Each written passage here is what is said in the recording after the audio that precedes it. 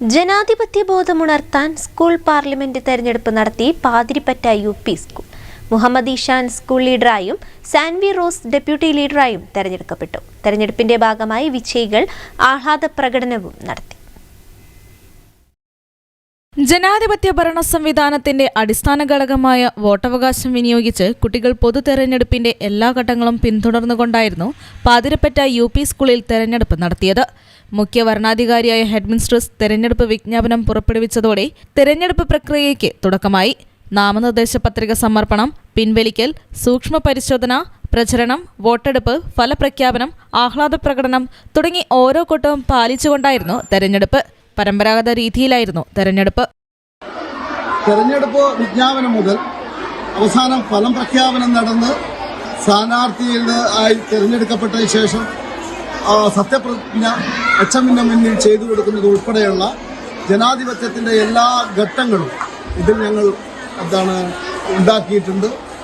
ഓരോ ക്ലാസ്സുകളും ഓരോ ബൂത്തുകളായി തിരിച്ച് അതിൽ നിന്ന് ഓരോ വോട്ടർമാർ അതായത് പോളിംഗ് ബൂത്തുകളിൽ വന്ന് വോട്ട് രേഖപ്പെടുത്തി ആണ് ഈ പരിപാടി നടന്നിട്ടുള്ളത്, ഈ ഇലക്ഷൻ നടന്നിട്ടുള്ളത്. ഏതൊരു സെറ്റ് വരെ എല്ലാ കാര്യങ്ങളിലും കുട്ടികൾ തന്നെയാണ് ഇതിൻ്റെ എല്ലാ ചുമതലകളും നിർവഹിച്ച് നടത്തിയിട്ടുള്ളത്. വോട്ടർ പട്ടികയിൽ ഉൾപ്പെടുന്നവരുടെ പേര് വിളിച്ച് വോട്ടർ ഒപ്പുചാർത്തി, മഷി പുരട്ടി, ബാലറ്റ് പേപ്പർ, സീൽ എന്നിവ നൽകി രഹസ്യ വോട്ട് രേഖപ്പെടുത്തി പ്രിസൈഡിംഗ് ഓഫീസറുടെ മുൻപിൽ സ്ഥാപിച്ച പെട്ടിയിൽ വോട്ട് നിക്ഷേപിക്കുന്നു. വോട്ടെടുപ്പിന് ശേഷം കൗണ്ടിംഗ് ആരംഭിച്ചു.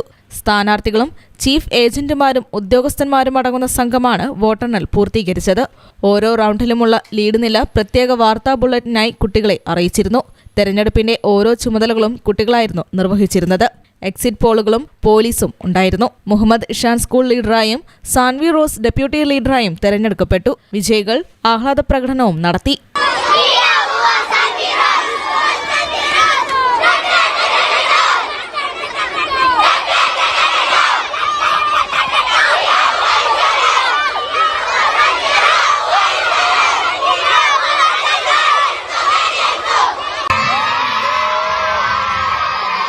ഹെഡ്മിസ്ട്രസ് PC ഗിരിജ വിജയികളെ അനുമോദിച്ചു. കുട്ടികൾക്ക് പരിചയമില്ലാത്ത പഴയ രീതി അവരെ ബോധമുള്ളവരാക്കി മാറ്റാൻ വേണ്ടിയാണ് പ്രസ്തുത രീതി അവലംബിച്ചതെന്നും സ്കൂൾ അധികൃതർ അറിയിച്ചു. News bureau, Kuttiadi.